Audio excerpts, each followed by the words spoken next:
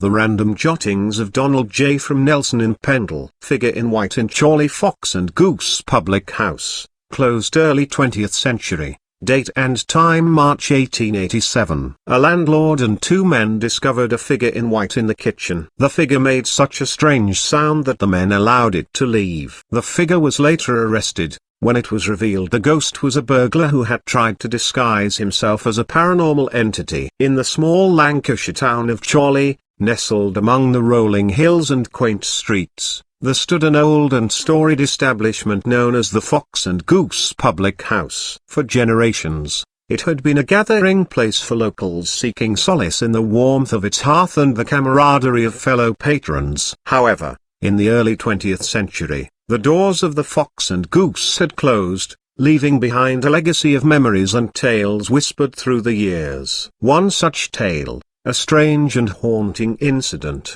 took place in March of 1887 when the pub was still in its prime. The night was chilly, and a thick fog hung in the air, casting an eerie ambience over the town. The Fox and Goose was filled with the laughter of patrons and the clinking of glasses as they sought refuge from the harsh elements outside. Amidst the lively atmosphere, the landlord, a stout and no-nonsense man named Samuel Finch, received an unexpected visit. Two men, their faces pale and drawn, rushed into the pub with wild eyes and trembling hands. They appeared to be in a state of utter disbelief and distress. "What's the matter, lads?" Samuel asked, his brow furrowing with concern. One of the men stammered, "Samuel, you won't believe what we've seen in your kitchen." Samuel exchanged a puzzled glance with the patrons who had gathered to listen. Without hesitation, he led the two men to the kitchen at the back of the pub, its walls adorned with faded oil paintings and shelves filled with jars of pickles and preserves. As they entered the kitchen, their breaths caught in their throats. There, bathed in an eerie,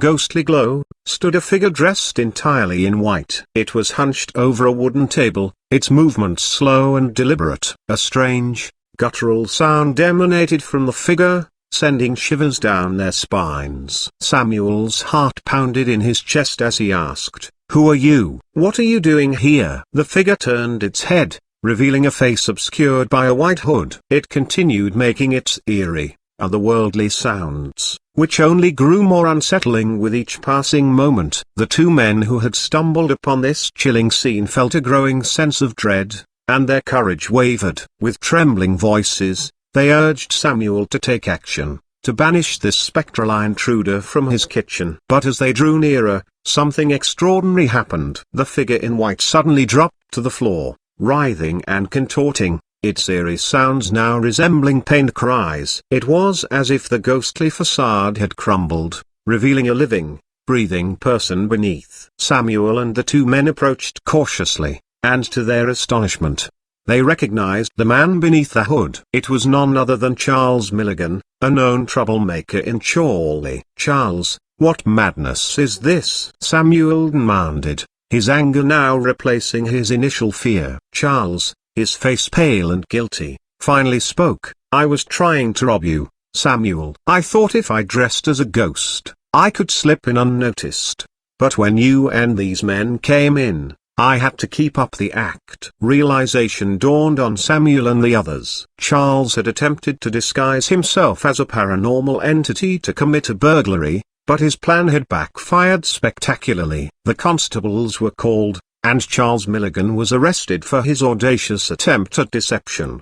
The town of Chorley would remember the bizarre night at the Fox and Goose for years to come, not as a ghostly encounter, but as a tale of a burglar whose greed led him to don the most unlikely of disguises, that of a figure in white. By Donald J.